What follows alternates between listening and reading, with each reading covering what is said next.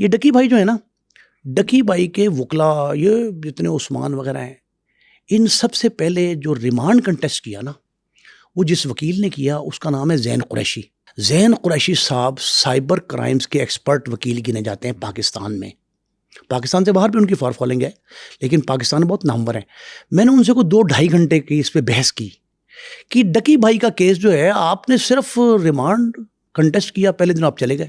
انہوں نے کہا جی کہ میں اگست کے ماہ میں رخصت پہ ہوتا ہوں ہر سال اگست میں. 12 سال میری شادی کو ہو گئے. کہتے ہیں میں 12 سال سے میں نے کوئی اگست مس نہیں کیا کہ میں بچوں کو فیملی کو لے کے باہر جاتا ہوں. تو میں نے ان سے یہ ریکویسٹ کی تھی کہ بھائی آپ لوگ مجھے وکیل نہ کریں، کسی اور کو کر لیں. سیٹرڈے کو یہ گرفتار ہوتے ہیں، اتوار کی صبح ان کو ریمانڈ کے لیے پیش کرنا تھا. انہوں نے کہا جی کہ میں نے ان کو بتا کے کہا جی کہ میں آپ کو اب 3 ستمبر کے بعد اویلیبل ہوں گا، یعنی اگلے ویک میں. اب جب ہم آج ریکارڈنگ کر رہے ہیں تو اس سے اگلے ویک میں. وہ کہتے ہیں جی کہ میں گیا اور میں نے ان کو جو ایف آئی آر میں نے پڑھی فوری طور پہ اجلت میں، بہت وقت کم تھا. کہتے ہیں میں نے وہ پڑھ کے اور میں نے پڑھ کے بحث کی، صرف 2 دن کا ریمانڈ ہوا. مطلب وکیل جو ہے نا، اس کا سب سے بڑی اس کی کوالٹی کیا ہوتی ہے کہ وہ اپنے کلائنٹ کو کتنا ریلیف دلوا سکتا ہے یا لے کر دیتا ہے. نظر آ رہا ہے نا. اب زین قریشی صاحب یہ کہتے ہیں کہ میں نے ریمانڈ کنٹیسٹ کر کے صرف 2 دن کا، حالانکہ ابتدائی ریمانڈ جو پہلے دن کا ہوتا ہے وہ زیادہ طویل ہوتا ہے، 4-5-6 روز کا ہوتا ہے. یہ تو 90 دن بھی چلا سکتے ہیں نا اسپیشل ایجنسیز جو ہیں. تو وہ کہتے ہیں دوسرا ریمانڈ ہو گیا 4 دن کا، تیسرا ہو گیا 5 دن کا. وہ بتدریج بڑھتا رہا.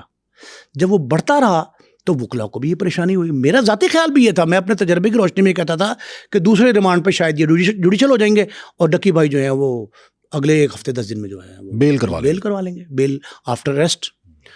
لیکن ایسا نہیں ہوا. ریزن کیا ہے؟ جہاں وکلا کے لیے یہ ضروری ہے کہ وہ اپنے کلائنٹ کو میکسیمم جو ہے ریلیف دے کے دیں، وہاں ادارہ ایجنسی تفتیش کار جو ہے اس کی یہ مجبوری ہے کہ وہ جو دفعات درج کی ہیں، جو الزام عائد کیا گیا ملزم پہ، اس ملزم کو سارے کے سارے معاملات میں کسی نتیجہ خیز نہج پہ پہنچائے. شواہد اکٹھے کرے. ان کے شواہد جو مل رہے تھے اس میں شاید پیکا ایکٹ کی دفعہ 13 اور 14 اور اب 15A یا اس سے پہلے 25-26 یا نہیں، اس کے علاوہ 25-26 کے علاوہ جو ہے نا تعزیرات پاکستان کی دفعات جو ہیں 294B لگائی انہوں نے. ہاں جی، وہ جو دفعات ہیں ان دفعات کے تحت بھی طارق صاحب ان کے پاس کوئی ایسا ایویڈنس نہیں مل رہا تھا. ایک تو یہ بات ذہن میں رہنی چاہیے ہمارے ناظرین کے کہ یہ ایویڈنس بیسڈ کیس ہے. شہادت ہے اس کی بنیاد، ثبوت ہے اس کی بنیاد. آپ جتنی شہادتیں اکٹھی کر لیں گے، ابھی شہادتوں کا مرحلہ آیا نہیں ہے. ابھی تو یہ ریمانڈ پیپر پہ ڈسکس ہو رہا ہے نا کہ ریمانڈ پیپر کیا ہے. ریمانڈ پیپر میں ڈکی بھائی پہ دوسرا ریمانڈ پیپر نیا آ گیا ہے. اس نئے ریمانڈ پیپر کے تحت بھی ابھی کوئی ثبوت نہیں ملے. اس لیے اس کی ایک سائڈ ٹریک اس کا لیا گیا اور وہ سائڈ ٹریک ہے منی لانڈرنگ.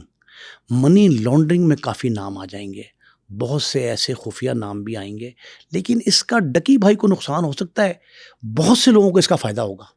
وہ کن لوگوں کو سر؟ مطلب ایک کیس تھا ماریا بی کا، اگر دیکھا ہو آپ نے ماریا بی کے کیس میں، یہ پہلا کیس تھا جس میں طلبی نامہ بھیجا گیا. NCCIA طلبی نامہ نہیں بھیجتی، وہ ڈائریکٹ ریڈ کر کے ڈکی بھائی کو ایئرپورٹ جاتے گرفتار کر لیا. تو وہ اس طرح کا، لیکن ان کو بلایا گیا. کیوں بلایا؟ اس لیے کہ جی آپ پر یہ الزام ہے. انہوں نے وکیل کر لیا، وکیل نے جا کے جواب دے دیا. اب اس کیس میں شہادتیں جو ہے نا، شہادتیں وہ کہا جا رہا ہے کہ وہ جو ان کے موبائل میں ڈیٹا وہ ڈیلیٹ کر دیں گے، اور آپ نے ریمانڈ لینے کے بجائے آپ نے نوٹس بھیج دیا تو ان کو یہ وقت مل گیا کہ وہ ڈیٹا ڈیلیٹ کر لیں. لیکن ایک بات میں آپ کو بتاؤں، میرے ایک بڑے افسر سے بات ہوئی ڈکی بھائی کے کیس میں.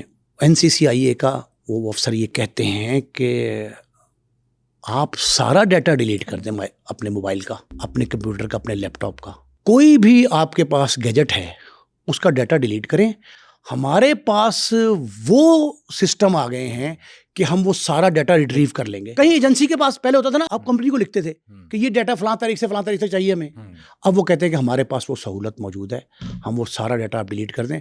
میں نے کہا جی اس نوٹس کا نقصان تو کوئی نہیں ہوگا. اس نے کہا نوٹس کا کوئی نقصان نہیں ہے اگر وہ سارا ڈیلیٹ کرنا چاہیں.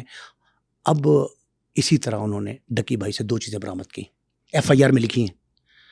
وہ برآمد دوران ریمانڈ نہیں ہوئی، وہ تو آلریڈی اس ایف آئی آر میں لکھا ہے کہ ہم نے ان کو پکڑ کے, ایف آئی آر میں تو وہ لکھا جاتا ہے جو آن سپاٹ برآمد کی جائیں چیزیں. استغاثہ ہے نا, استغاثہ میں یہ لکھا کہ ہم نے ایک موبائل ان سے لیا, ایک ان کا لیپ ٹاپ لیا, ان دونوں میں جو چیزیں ملیں, یعنی یہ دونوں چیزیں ایئرپورٹ پہ جب ان کو گرفتار کیا گیا تو اس وقت برآمد ہوئی, ان سے برآمد ہوئی. ایف آئی آر میں لکھا ہے. یہ جب برآمد ہو گئیں تو اس کے بعد پولیس نے اس کے سارا ڈیٹا کی ڈیٹیل حاصل کی. اس ڈیٹا میں 3 چیزیں باہر آئیں. ایک کی کوک سے جنم لیا منی لانڈرنگ نے, دوسرے سے جنم لیا, اہم چیز جو بتا رہا ہوں آپ کو, بیرون ملک رابطوں نے, اور تیسری چیز جو سامنے آئی وہ کیا ہے, وہ تیسری چیز کی روشنی میں یہ لوگ قابو آئے جو ان کے شریک جرم کہے جا رہے ہیں. میں نے آپ کو 4 نام بتائے, یہ شریک جرم ہے. یہ شریک جرم جو ہیں ان سے پوچھ گچھ ہوگی. اسے کہتے ہیں منی لانڈرنگ کی منی ٹریل.